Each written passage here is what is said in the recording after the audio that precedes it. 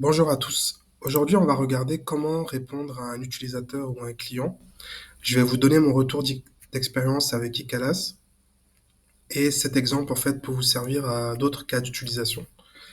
Donc, si on prend l'exemple d'Icalas qui est une plateforme web en ligne avec des utilisateurs qui ont des abonnements, les utilisateurs peuvent nous contacter avec un formulaire de contact qui est ici et on reçoit leurs demandes par email et ça concerne à peu près tout sur l'utilisation de la plateforme.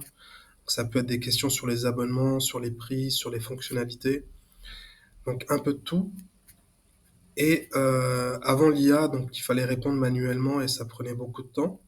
Alors ce qui est sympa avec l'IA, c'est que ça a permis de rationaliser ce processus. Et je vais vous donner un moyen encore plus rapide et productif pour répondre à ce besoin. Je vais d'abord vous montrer comment faire avec l'IA, ça peut être intéressant et vous allez pouvoir comparer les modes d'utilisation. Donc avec l'IA, ben, c'est simple, on dit par exemple réponds à ce user.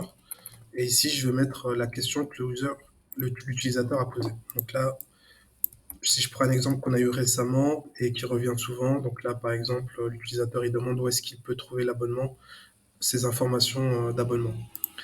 Alors, le problème ici, c'est que l'IA, en fait, elle connaît pas la réponse à sa question. Cette question, elle peut vous générer un très bel email, très sympa, mais ça va pas du tout répondre à la question. Donc, ce qu'il faut faire, c'est qu'il faut rajouter des informations. Et nous, ce qu'on faisait avant, c'est qu'on remplissait cette partie à la main et à chaque fois qu'un utilisateur posait une question. Mais ça prend beaucoup de temps. Donc, ce qu'on a commencé à faire, c'est se préparer un petit document qui résume un peu ce que fait la plateforme, ce qu'elle est et où trouver les infos. Et en prenant ça, en copiant, collant ici, l'IA a toutes les informations nécessaires pour répondre à la question. Et ce qui est sympa, c'est qu'on peut mettre à jour à chaque fois le document suivant que les utilisateurs nous posent des questions. Donc à chaque fois, le document il se complète. Et au fur et à mesure, en fait, on n'a plus besoin de le toucher. On fait juste copier-coller.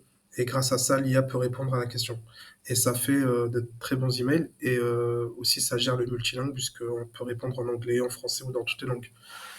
Mais le problème de ça, c'est que c'est quand même assez d'opérations manuelles. Il faut aller chercher le document, copier, coller.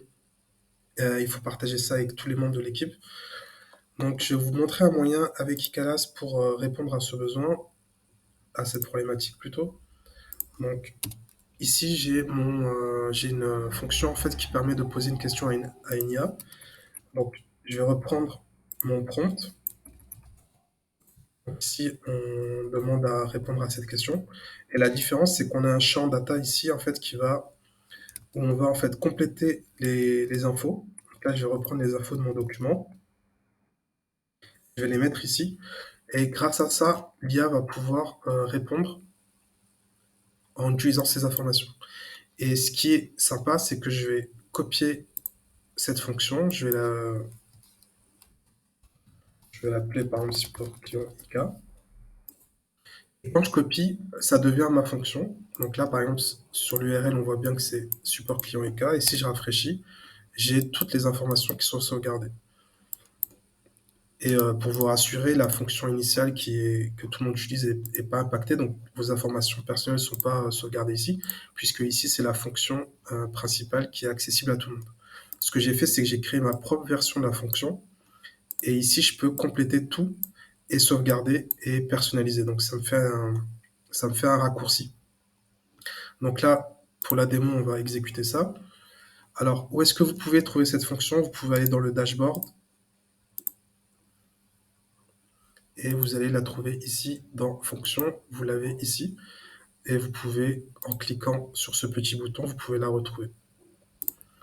Donc là, par exemple, j'ai rédigé j'ai reçu ma génération.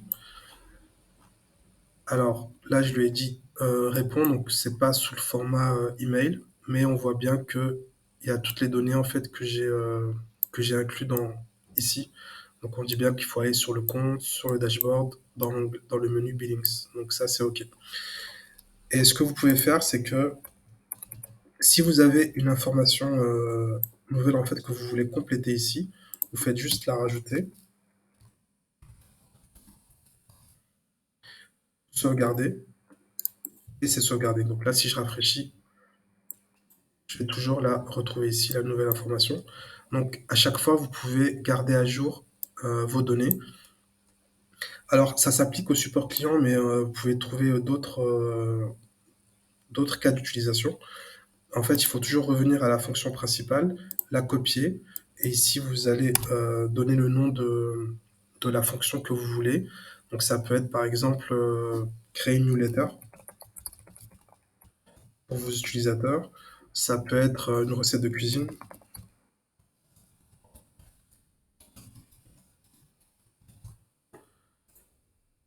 En fait, ici par exemple, vous allez mettre mes ingrédients,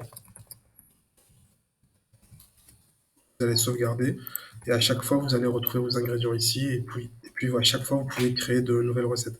Donc l'idée, c'est que ça s'adapte vraiment à vos besoins. Et pour finir, sachez juste que ce procédé de copier une fonction, il est valable sur toute la plateforme.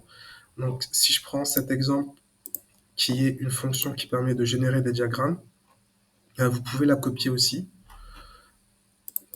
Et ce que ça va faire, c'est que vous pouvez ici personnaliser la fonction à chaque fois avec votre prompt. Donc si vous avez différents prompts, ça permet de les sauvegarder.